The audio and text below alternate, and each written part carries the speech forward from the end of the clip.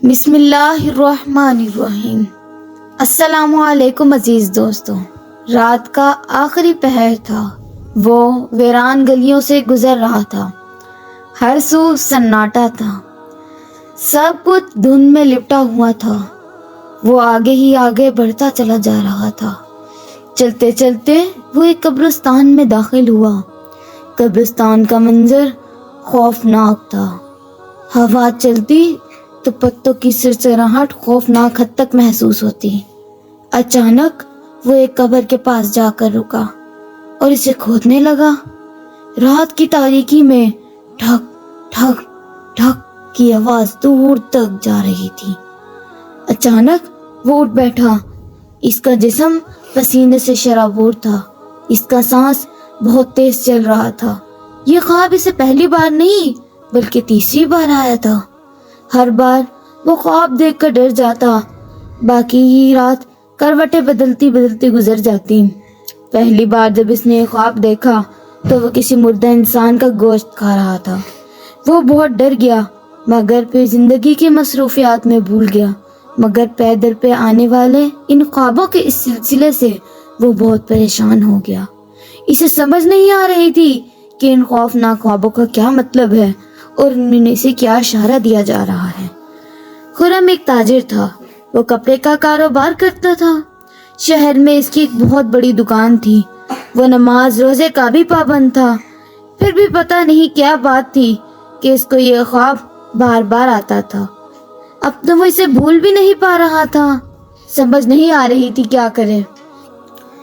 اتنے میں ملازم نے آ کر بتایا کہ دوسرے شہر سے کوئی مالدار آدمی آیا ہے اور شہر کا بہترین کپڑا چاہتا ہے۔ وہ فوراً اس کی طرف لپکا۔ آئیے آئیے شیخ صاحب، آپ بالکل صحیح دکان پر آئے ہیں۔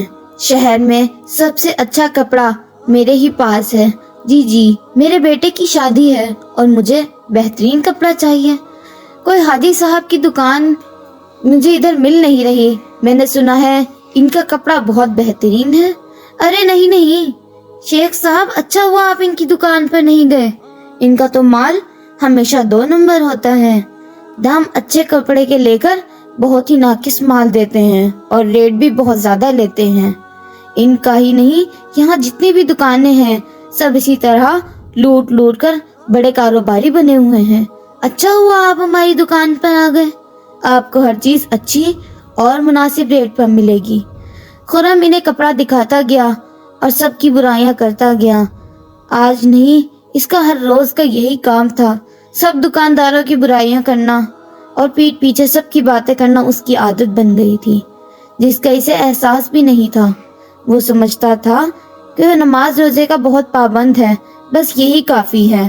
اسی وقت اس کا دوست آ گیا، اس کے ساتھ بھی حسب معمول وہ اس کے دکانداروں کی برائیاں کرنے لگا اور دکان بند کرنے کا ٹائم ہو گیا۔ وہ دکان بند کر کے گھر آیا، کھانا کھا کر سویا تو پھر وہی خواب دیکھا کہ وہ ایک گوشت کھا رہا ہے۔ وہ اٹھ بیٹھا، اس کا دل بہت بری طرح گھبرا رہا تھا۔ مشکل سے صبح ہوئی تو وہ مسجد چلا گیا، وہاں نماز پڑھ کر ادھر ہی بیٹھا رہا۔ دل بہت پریشان تھا، گھر جانے کا دل نہیں کر رہا تھا۔ مولانا صاحب لوگوں کو دین کی باتیں سکھا رہے تھے، وہ بھی سننے بیٹھ گیا۔ بیان کے دوران مولانا صاحب غیبت کے بارے میں بیان کرنے لگے۔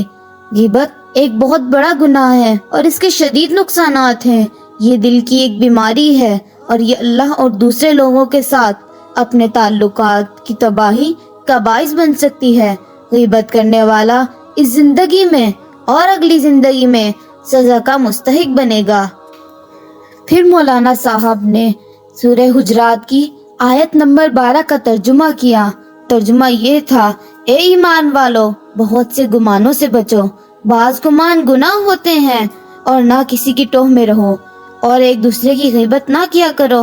تم میں سے کیا کوئی شخص پسند کرے گا کہ وہ اپنے مردہ بھائی کا گوشت کھائے؟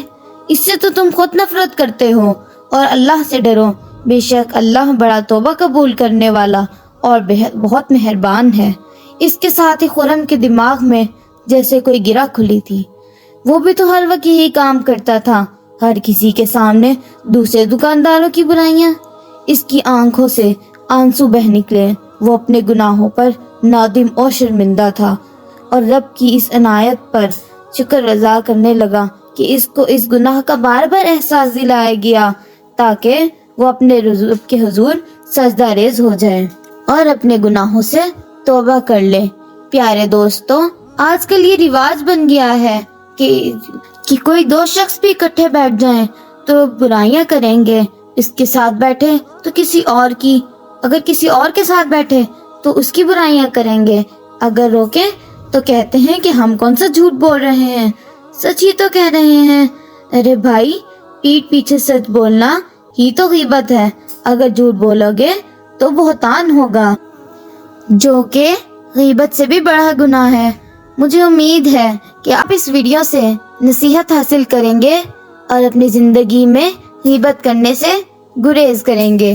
अगर आपको वीडियो पसंद आए तो लाइक एंड सब्सक्राइब करें।